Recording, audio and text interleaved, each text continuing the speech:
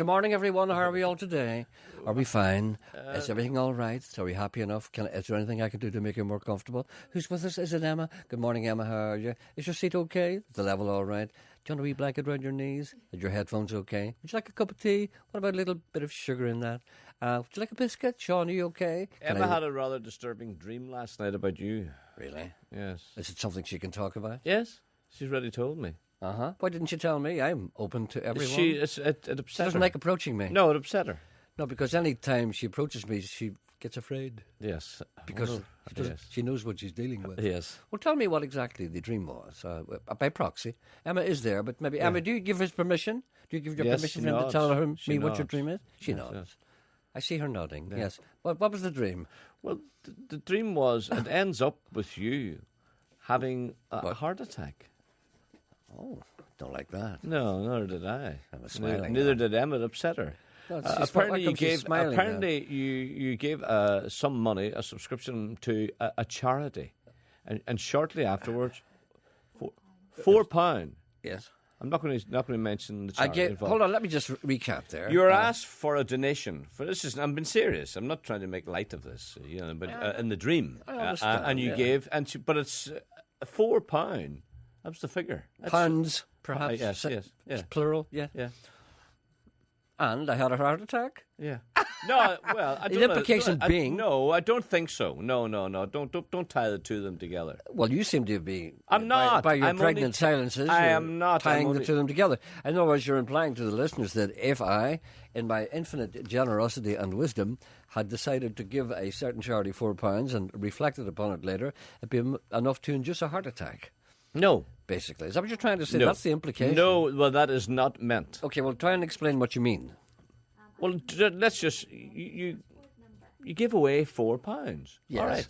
Yes, and then I had a heart attack. I'm only putting this figure on it because it may mean something in a dream, the number 4. That's all. It's not okay, you went into a shop and you spent £4. Okay. Yes. Right, can we say that then?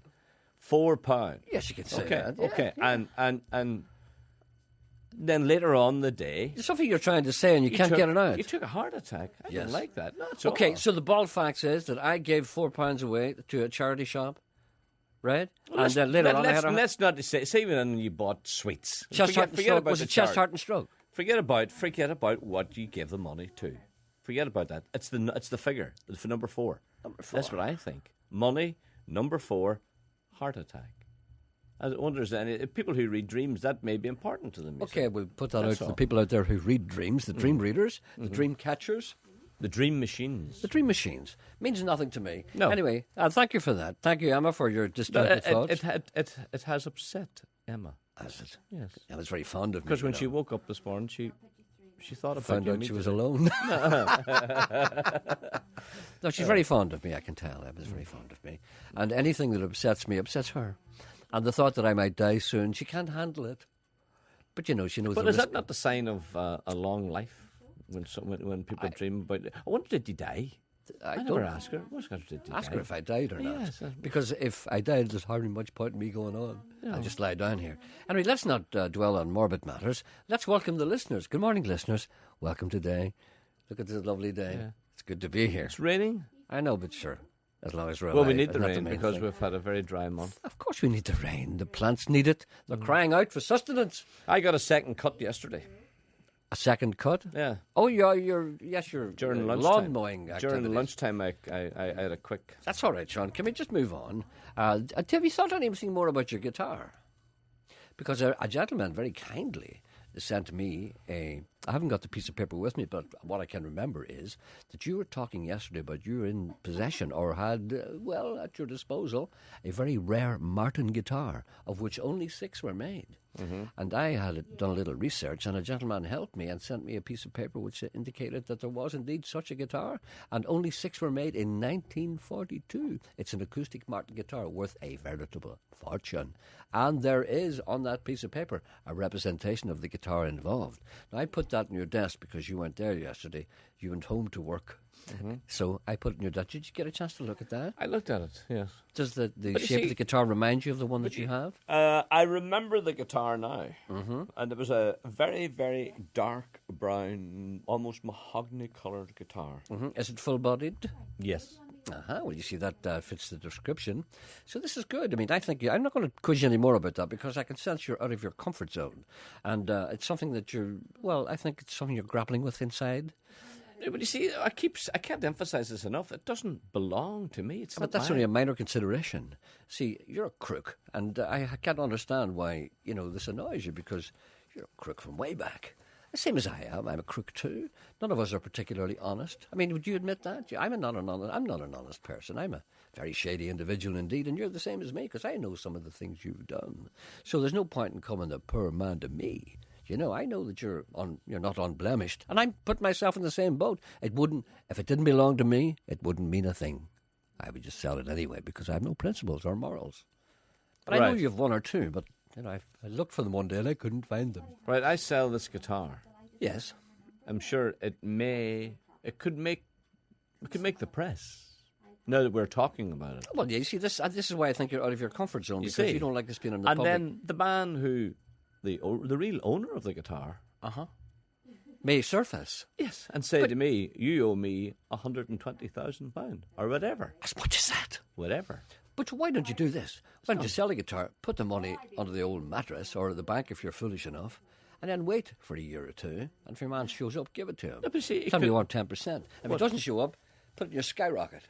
No, I'm not. The doing numbers it. ring. Sorry, people are waiting for a program. It's out of my life and has been for 30 years. All Therefore, right I'm- then, and okay. you're the I one know who's you're playing. not happy about all of this, and I know you tossed and turned last night. But I mean, it's important that I get we need closure here. Here, stall the wedding. The dream is to do with the marathon running for charity. Yes. Will result in a heart attack, says Johnny from Belfast. And will I go 4 miles?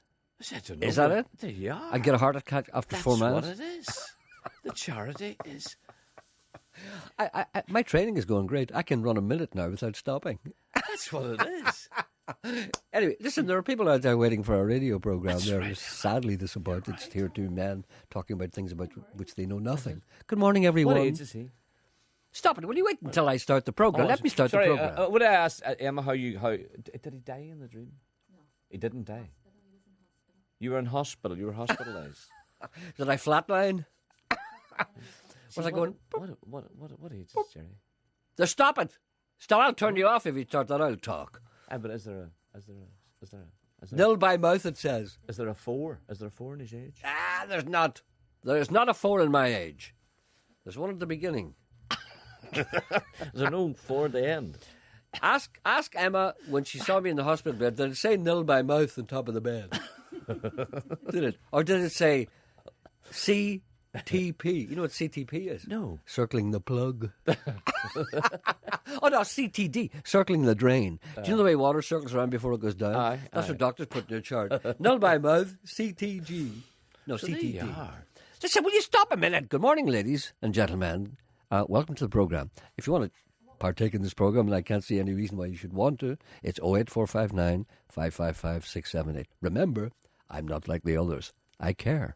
The email address is jerry.anderson@bbc.co.uk. And of course, if you want to text us, by all means, feel free to do so. But we are insulted daily by texters with little active thumbs and fingers. It's 81771. Did you watch 2012 last night? I did not watch 2012 last night. I watched something which I am going to give to you.